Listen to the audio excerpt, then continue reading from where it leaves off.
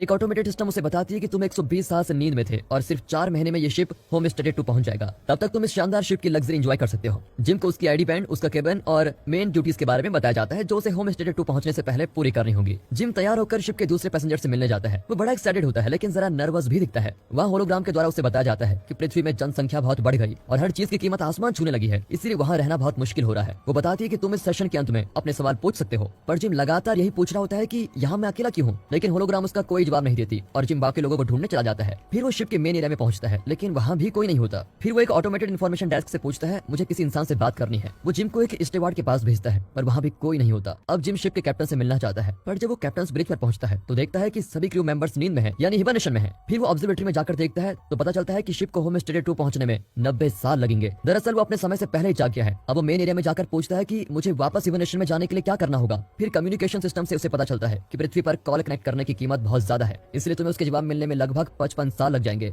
ये सुनकर तो जिम टूट ही जाता है। फिर वो शिप में घूमने लगता है तो उसे शिप के बार में एक बारटेंडर दिखता है। अब जिम उसे ड्रिंक मांगता है। जब वो ड्रिंक देने जाता है तो जिम रियलाइज कर लेता है कि यह इंसान नहीं बल्कि आर्थर नाम का एक एंड्रॉइड है। जिम उससे मदद मांगने की कोशिश करता है लेकिन आर्थर को शिप की कोई जानकारी नहीं होती। अब अगले दिन जिम कैफेटेरिया में जाता है पर वहाँ पर सारे अच्छे डिशेस गोल्ड क्लास पैसेंजर्स के लिए रिजर्व होते हैं। जिम को सिर्फ कॉफी पीकर ही काम चलाना पड़ जाता है। फिर वो कुछ टूल्स ढूंढकर अपना हिबरनेशन पॉड ठीक करता है और उसके अंदर लेट जाता है, लेकिन हिबरनेशन पॉड अब भी काम नहीं करता। शिप में हर तरफ कोई ना कोई खराबी होती रहती है। वो तंग आकर आर्थर से बात करने जाता है। आर्थर उसे एडवाइस देता है कि तुम किसी गोल्ड क्लास रूम में जाकर एंजॉय करो। जिम वहाँ के रेस्टोरेंट्स, गेम, एंटरटेनमेंट वगैरह ट्राई करता है लेकिन वो बहुत देर इन चीजों को एंजॉय नहीं कर पाता। एक दिन वो नशे में एक जगह पहुंचता है जहाँ स्पेस सूट्स रखे हुए हैं। जिम सूट पहनकर एयरलॉक का दरवाजा खोलकर बाहर ही चला जाता है। वहाँ का नजारा देखकर वो दंग रह जाता है। फिर वो अपने बूट्स का मैग्नेट रिलीज करता है और स्पेस में तैरने लगता है। वो बहुत ही बेकार फील करता है और अंदर आकर अपने सूट उतारता है। फिर वो बिना सूट के बाहर जाकर मर ही जाना चाहता है पर आखिरी मोमेंट में वो अपना इरादा बदलकर अंदर आ जाता है और गलती से एक बोतल पर गिर जाता है। जब वो उठता है तो एक पॉड में अरोरा नाम की औरत को देखता है। उसके बाद वो डायरेक्टरी में उसकी फाइल्स ढूंढता है और उसका पैसेंजर इंटरव्यू सुनता है। फिर वो बार में जाकर आर्थर को अरोरा के बारे में बताता है।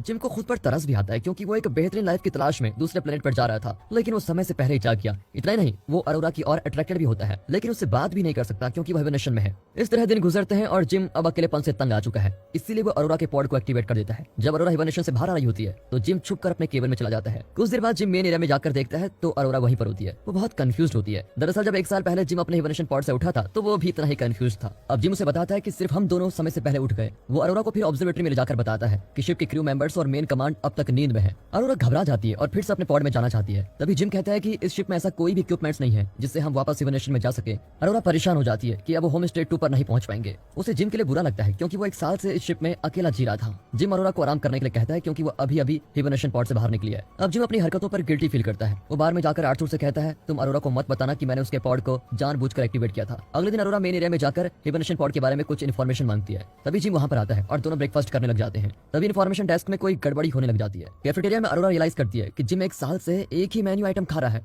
वो जिम पर तरस खाकर अपना गोल्ड क्लास ब्रेकफास्ट उसके साथ शेयर करती है। उसे यकीन है कि वे किसी तरह पॉड के अंदर वापस जाकर हिबरनेट कर सकते हैं। वो कुछ रिसर्च डॉक्यूमेंट्स को पढ़ती है और फिर क्रू मेंबर्स के हिबरनेशन चैम्बर का दरवाजा तोड़ने की कोशिश करती है। जिम देखता है कि शिप में और भी कई सिस्टम्स डाउन हो रहे हैं। अरोरा धीरे धीरे अपनी रियलिटी को स्वीकार कर लेती है और रोज शिप में जॉगिंग, स्विमिंग, ये सब कुछ करने लग जाती है। वो अपनी राइटिंग भी शुरू कर देती है। वो जिम से पूछती है कि तुम होम स्टेट 2 क्यों जाना चाहते हो। पहले तो वो कहता है कि मेरी कंपनी इस ट्रिप को स्पॉन्सर कर रही है इसलिए, लेकिन बाद में वो सच बताता है कि पृथ्वी पर मैं खुद को एक लूजर फील करता हूँ। कम से कम होम स्टेट 2 में कुछ कर दिखाना चाहता हूँ, यही मेरा मकसद है। अरोरा बताती है कि वो इस शिप के बाकी पैसेंजर से बिल्कुल अलग है क्योंकि उसके पास इस ट्रिप का रिटर्न टिकट भी है। उसका प्लान था कि वो होम स्टेट 2 में 1 साल रहकर पृथ्वी पर वापस लौट आएगी और वो पहली जर्नलिस्ट होगी जो होम स्टेट 2 के रियल लाइफ एक्सपीरियंस के बारे में लिख पाएगी। ऐसा करके वो अपने लिए एक अलग पहचान बनाएगी। ये सब कुछ उसने सोचा हुआ था लेकिन वक्त के जाते जाते वो भी गिव अप करने लगती है। अब जिम उसका मूड ठीक करने के लिए उसको डांसिंग, सिनेमा, बास्केटबॉल कोर्ट वगैरह में लेके जाता है। फिर वो अरोरा को आर्थर से मिलाता है। अरोरा जरा रिलैक्स फील करती है लेकिन जल्दी वो रियलाइज करती है कि ये एक डेड एंड है और वो चली जाती है। जिम आर्थर के साथ अकेला होता है और खुद को कोसता है कि मैंने इतनी एम्बिशियस लड़की की लाइफ बर्बाद कर दी। अरोरा ऑब्जर्वेटरी में जाती है तो वहाँ जिम ने उसके लिए क्राइसलर बिल्डिंग का मिनिएचर बना के रखा होता है। वो एक पल के लिए खुश हो जाती है। फिर दोनों बार में डेट करने जाते हैं और डिनर के बाद अपनी लाइफ की कई बातें शेयर करते हैं। अरोरा कहती है कि जब मैं टीनेज की थी तो मेरे पापा चल बसे।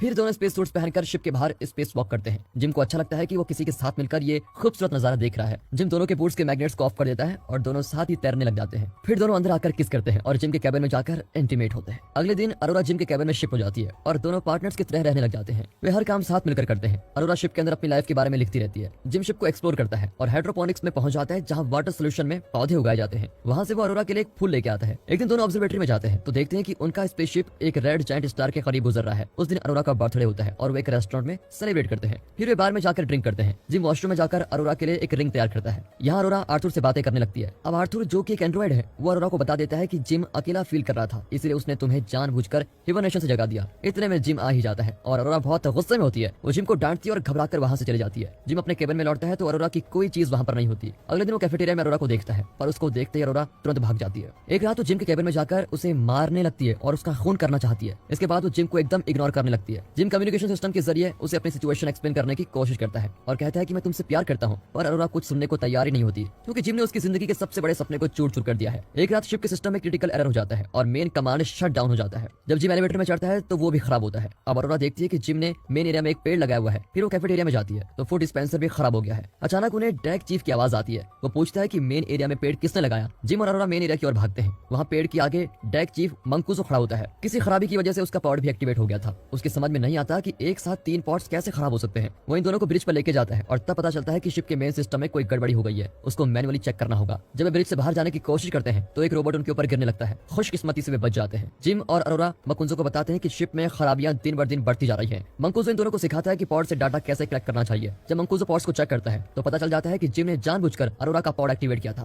वो जिम को डांटता है कि तुमने ऐसा क्यों किया। फिर वो ब्रिज पर जाकर कलेक्ट किए गए डाटा को चेक करता है। अरोरा के पूछने पर मंकूजो बताता है कि अब तुम पॉड के अंदर वापस नहीं जा सकती। तभी जिम एक और टूटा हुआ रोबोट लेके आता है। अब मंकूजो को हिबरनेशन सिकनेस होने लगती है और वो आराम करने जाता है, पर अचानक वो खांसने लगता है और मुंह से उसके खून निकलता है। उसी रात अरोरा को नींद नहीं आती और वो स्विम करने जाती है। अचानक पूरे शिप में ग्रेविटी लॉस होती है और स्विमिंग पूल का पानी ऊपर उठ जाता है और अरोरा डूबने लग जाती है। कुछ ही देर में ग्रेविटी रीसेट हो जाती है और अरोरा बड़ी मुश्किल से जिंदा बचती है।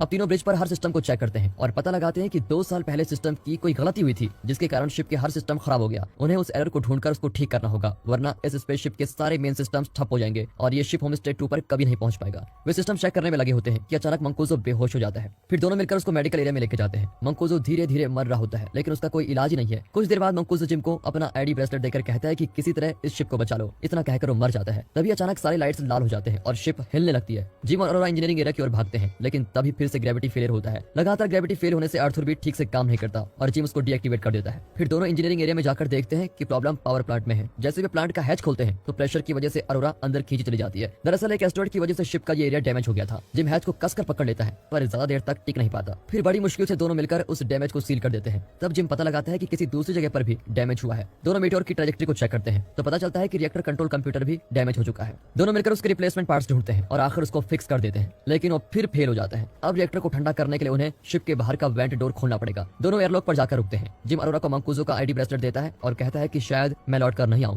अरोरा उसको स्पेस सूट पहनाकर कहती है कि तुम जरूर लौट आओगे, मैं तुम्हारे बिना इस शिप में नहीं रह सकती। जिम के जाने के बाद अरोरा वापस रिएक्टर पर पहुंचती है, जहां तापमान क्रिटिकल लेवल पर पहुंच गया है। रिएक्टर का एक बोल्ट प्रेशर की वजह से अरोरा के हाथ पर आकर गिरता है। जिम बाहर से वेंट का दरवाजा ढूंढ लेता है। जब वो दरवाजा खोलने की कोशिश करता है तो रिएक्टर रूम का तापमान और बढ़ जाता है। वो अरोरा को बताता है कि रिएक्टर को ठंडा करने के लिए मुझे दरवाजे को मैनुअली पकड़ कर रखना पड़ेगा। अरोरा को ये ठीक नहीं लगता, लेकिन और कोई रास्ता न पाकर जिम अपने प्लान के हिसाब से दरवाजा पकड़ कर रखता है। वो अरोरा को बताता है कि रिएक्टर को वेंट करने दो। अरोरा जिम को खोना नहीं चाहती। इस पर दोनों में बहस होती है और आखिर में जिम कहता है कि हमें बाकी पैसेंजर्स को बचाना होगा। ये सुनकर अरोरा रिएक्टर को वेंट करती है। ये प्रोसेस सफल होता है, लेकिन रिएक्टर से निकला हुआ धुआं जिम को धक्का देकर दूर फेंक देता है। इस इंपैक्ट से उसकी रस्सी भी टूट जाती है। अब उसके सूट का प्रेशर भी घटने लगता है। जब वो अरोरा को ये इन्फॉर्मेशन देता है तो वो तुरंत दूसरा सूट पहनकर उसको बचाने के लिए बाहर जाती है। जिम फिर से उससे माफी मांगता है। इसी बीच अरोरा तैरने लगती है और जिम की रस्सी पकड़ने की कोशिश करती है, पर अरोरा की रस्सी छोटी पड़ जाती है। फिर भी वो अपनी पूरी कोशिश जारी रखती है और बड़ी मुश्किल से जिम की रस्सी पकड़कर उसको अंदर लेके आती है। वो फिर उसको मेडिकल एरिया में लेके जाती है तो पता चलता है कि वो मर चुका है। पर अरोरा मंकूजो का आईडी ब्रेसलेट यूज करके उसे रिवाइव करने की कोशिश करती है। अब ऑटोमेटिक मेडिकल पॉड अपना काम शुरू करता है और जिम को रिवाइव कर देता है। तब अरोरा कहती है कि मैंने तुम्हें माफ कर दिया। फिर अरोरा आर्थर को भी ठीक कर देती है और वे मंकूजो के शरीर को पूरी इज्जत के साथ स्पेस में डिस्पोज कर देते हैं। जिम अरोरा को मेडिकल एरिया में जाकर बताता है कि मैंने मेडिकल पॉड को हिबरनेशन पॉड की तरह यूज करने का तरीका ढूंढ निकाला है। तो मेडिकल पॉड के अंदर चले जाओ और होम स्टे 2 तक का सफर पूरा कर लो। लेकिन अरोरा इंकार कर देती है और जिम के साथ एवलोन पर ही रहने का फैसला करती है। आखिर में जिम अरोरा को प्रपोज करता है और दोनों स्पेसशिप में अपनी लाइफ गुजारते हैं। 88 साल बाद एवलोन होम स्टे 2 पर पहुंच गया है। तभी सभी क्रू मेंबर्स जाग जाते हैं और स्पेसशिप को बुरी हालत में पाते हैं। अरोरा ने उनके लिए एक मैसेज छोड़ा होता है, जिसमें वो बताती है कि जब क्रू मेंबर्स और पैसेंजर्स हिबरनेशन में थे तो इस स्पेसशिप में अरोरा और जिम की लाइफ कैसे थी और उन्होंने इस स्पेसशिप को और बाकी स्लीपिंग पैसेंजर्स को कैसे बचा कर रखा, ये सब कुछ उसने बताया होता है। यानी कि वो दोनों अब मर चुके हैं। और दोस्तों, इसी के साथ ये मूवी यहाँ पर